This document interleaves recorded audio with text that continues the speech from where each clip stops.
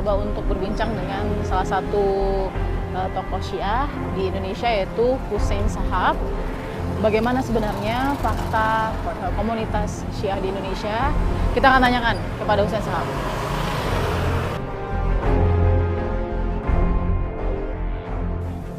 Assalamualaikum. Waalaikumsalam. Apa kabar, Ustaz?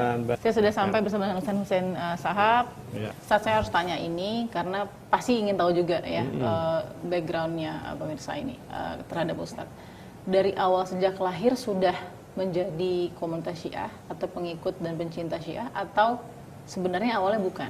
Saya sebetulnya lahir bukan Syiah, ya, karena jadi tadinya Ustaz Sunni. Saya Sunni, tetapi dari segi misalnya emosionalnya dengan Ahlul Bait, kemudian seperti keterikatan historis lah dengan Ahlul Bait itu, saya tidak merasakan ada perbedaan dengan saat saya kemudian lebih memilih untuk menjadi orang Syiah. Ustadz, yang mungkin ingin fakta tanyakan dan klarifikasi ke Ustadz, sebenarnya kalau Ustadz bisa menyebut juga atau mungkin mendefinisikan Syiah, itu ada di dalam kategori apa? Sebetulnya Syiah itu kan sebuah madhab seperti madhab Islam yang ada di mana-mana. Ya. Di Indonesia ini memang mayoritasnya madhab Syafi'i. Ya. Tapi madhab Syiah ada, tidak seberapa di Indonesia.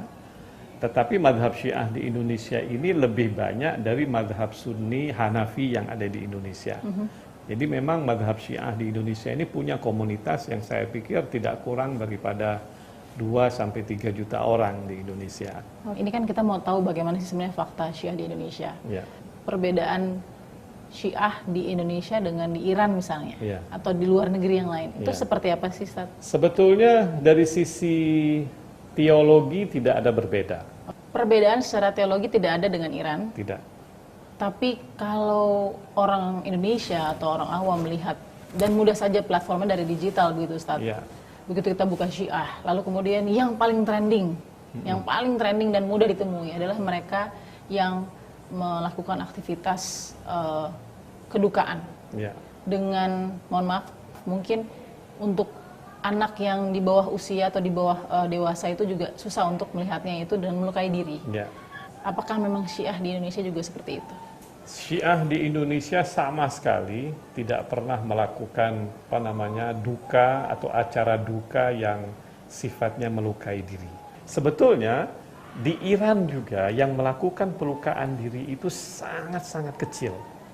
Jadi kalau misalnya kita melihat fatwa-fatwa normatif dari para maroji, mereka melarang dengan tegas, mengatakan bahwa itu hukumnya tidak boleh gitu, bahkan haram hukumnya, itu berdosa gitu, melukai diri.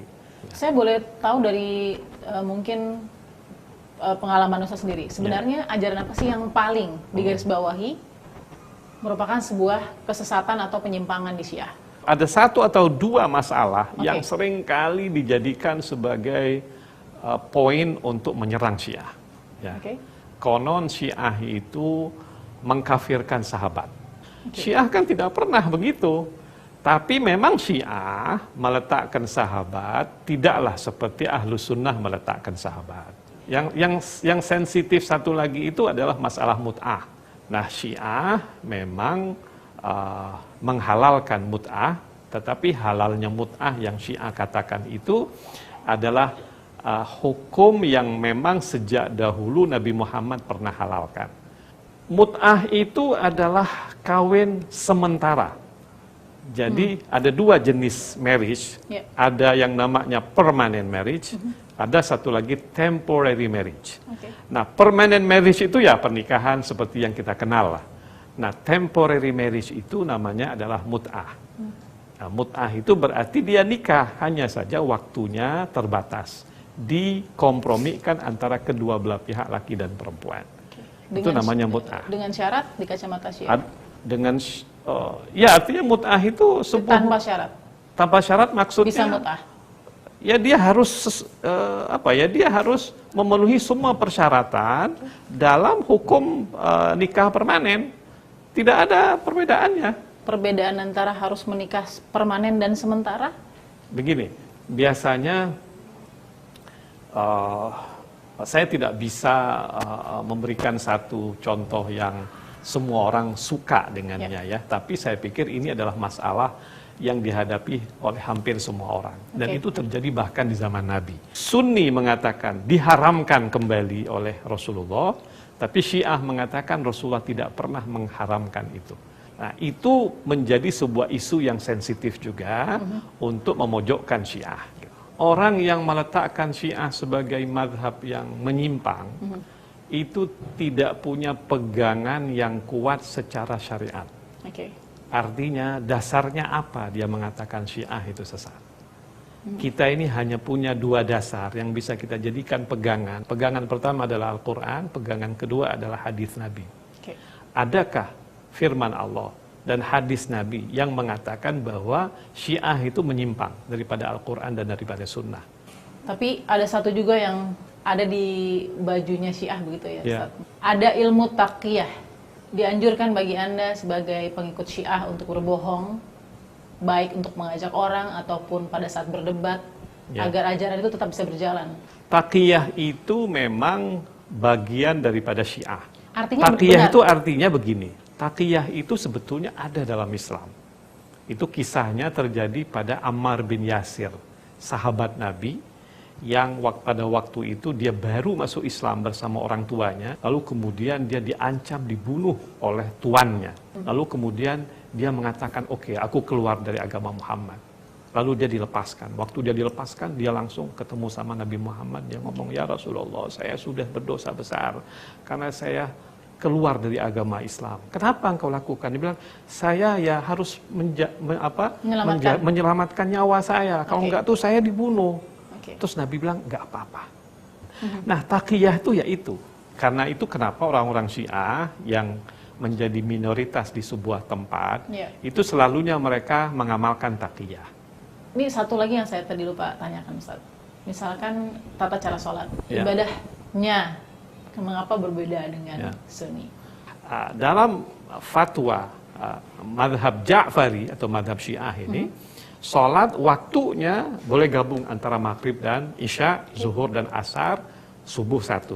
Jadi ini ada di mazhabnya Imam Ja'fari. Ja'far as-Shadiq tadi. Ja'far as-Shadiq, bukan Hambali, Maliki, Syafi'i. Bukan. Empat imamnya tidak. Empat imam tidak mengatakan kenapa tidak diikuti? Boleh. Kenapa tidak ikuti yang 5 sholat, 5 waktu ini? Siapa? Syiah.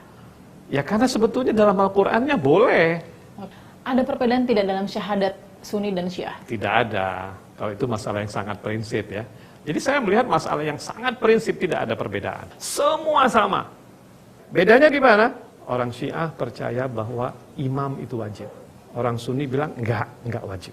Betul. Ustaz, terima kasih. Sama-sama. Sehat selalu Ustaz ya. Hayakallah. Terima kasih banyak. Kita teman patah.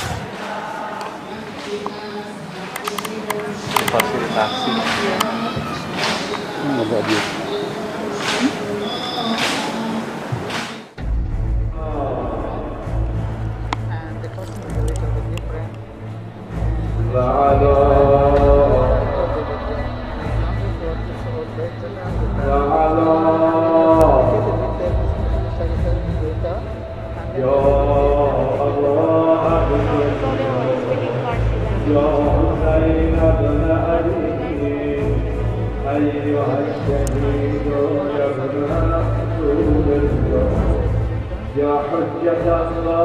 Oke, saya dapat informasi dari panitia yang juga membantu acara peringatan Asyura yang ada di ICC, Islamic Cultural Center, di wilayah Warung Buncit.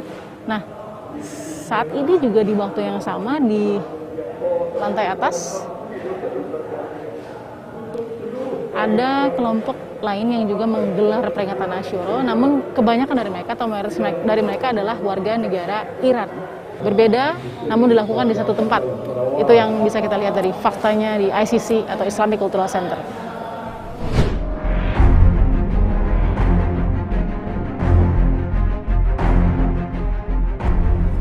Saya mau coba ke panitia yang ngadakan bagaimana acara berjalannya. Assalamualaikum. Assalamualaikum warahmatullahi. Dengan Ibu? Saya dengan Ibu Firdaus Al-Jufri. Bu Firda, ini kan sudah tahun keberapa ya diadakan di ICC? Asyura, kalau yang Asyura seperti ini saya rasa sudah 30 tahunan ya, mungkin 31 tahun saat ini. Mungkin bisa dijelaskan Ibu Firda, ini desain dari acara, Ya. kita banyak lihat lukisan-lukisan. Ya, betul. Mungkin bisa diartikan sedikit Ya. temanya sendiri itu mau menggambarkan apa begitu? Ya, sebetulnya hitam itu sendiri duka, simbol dari duka. Saya rasa Indonesia juga kita ya, biasanya hitam itu simbol dari duka. Kemudian kalau ini gambaran dari saudara Imam Hussein, adik dari Imam Hussein, Abu Fadl Abbas. Jadi ketika mengambil air di Sungai Furat, ya. Kemudian atribut-atribut lain itu kalau ya, baik. Oke. Nah, ini adalah simbol dari Ali Asghar, bayi umur 6 bulan yang terpanah. Anak Imam Hussein yang terpanah lehernya. Jadi pada malam ini kan kita sebutnya sebagai Lailat Asyur. Hari malam sebelum Asyura, 10 Muharram itu mulai terbantainya satu persatu. Rentetan ini nanti akan pada puncaknya ketika Imam Hussein sendiri di padang Karbala menghadapi musuh. Sebetulnya simbol dari semua ini karena kecintaan kita kepada Rasulullah SAW. Jadi bukan kita mendahulukan Imam Ali, Imam Hussein, tidak. Tapi ungkapan kita karena cintanya kita terhadap Rasulullah, maka kita mengikuti apa yang diperintahkan oleh Rasulullah. Ini kan malam terakhir ya kurang lebih ya. Nah malam terakhir kurang lebih Bu Firda, sampai detik ini apakah ada, saya tanya dulu, ada izin? Dari Pasti. mulai tanggal 1 Muharram ya? Betul. Sampai 10 Muharram itu Betul. sudah ada izin dari? Betul, dari kepolisian setempat, kemudian polisi yang menggait kita untuk izin kemana-kemana ya. Oke. Nah, itu sudah memenuhi izin itu sendiri. Ya. Kemudian ya kali ini ada protokol yang begitu ketat. Oke. Ya, social distance, masker, hand sanitizer dengan clearnya ruangan. Nah, ini kebetulan kapasitas dari aula kita ini bisa menampung 800 untuk laki-laki dan perempuan. Tapi untuk menjaga, kami tidak pakai aula, Ya. kami pakai di ruangan terbuka. Jadi Oke. biar lebih steril. Oke. Justru. Jadi tadi sudah mengantongi izin dari sejak hari 1 Muharram Betul. sampai 10 Muharram ini ya. Ya. Dan kemudian tentu pemimpin wilayah setempat juga dikasih RT, RW dan lain-lain. Ya, betul. Ini semua lengkap gitu ya. Lengkap, ya. Apakah sejauh ini kita kan tahu mungkin beberapa tahun terakhir selalu ada penolakan, selalu ada protes dari ormas-ormas lain. Nah, ada tidak sampai detik ini penolakan itu, penentangan itu, pertentangan itu dari ormas-ormas Ya, lain? kita itu biasanya begitu masuk ke bulan Dzulhijjah, Ya. begitu lebaran haji kita sudah dapat tuh. Misalnya, Bu Firda. Mereka tuh sudah hafal bahwa rentetan setelah Dzulhijjah itu ada Hari Raya Idul Qadir yang kita rayakan, Ya. Mbak Inan. Kemudian setelah Idul Qadir itu dekat kepada Asyura ini. Nah, mereka itu sudah mengeluarkan semacam SMS kaleng, WhatsApp, atau menyebarkan semacam peringatan bahwa pengancam lah kurang lebihnya ya. Tapi kurang kenapa lebih. punya keberanian untuk terus mengadakan dan menggelar acara ini? Nah, itu dia. Tidak bisa dipungkiri bahwa Syiah di Indonesia ini ngelinding seperti bola salju. Makin besar, makin besar, makin besar. Dan rasanya itu terlalu naif kalau kita bicara bahwa mereka terpengaruh. Jadi mereka mengetahui, belajar, dan setelah mereka tahu bahwa mereka mengikuti gitu loh. Tapi di sini saya tekankan bahwa setahu saya, dan saya sudah menghadiri itu, bahwa Asyura itu tidak diperingati oleh Syiah saja di luar. Bahwa Syiahnya yang ada di Indonesia ini ya memang lebih spesifik karena kebetulan di Sunni tidak mengadakan gitu loh.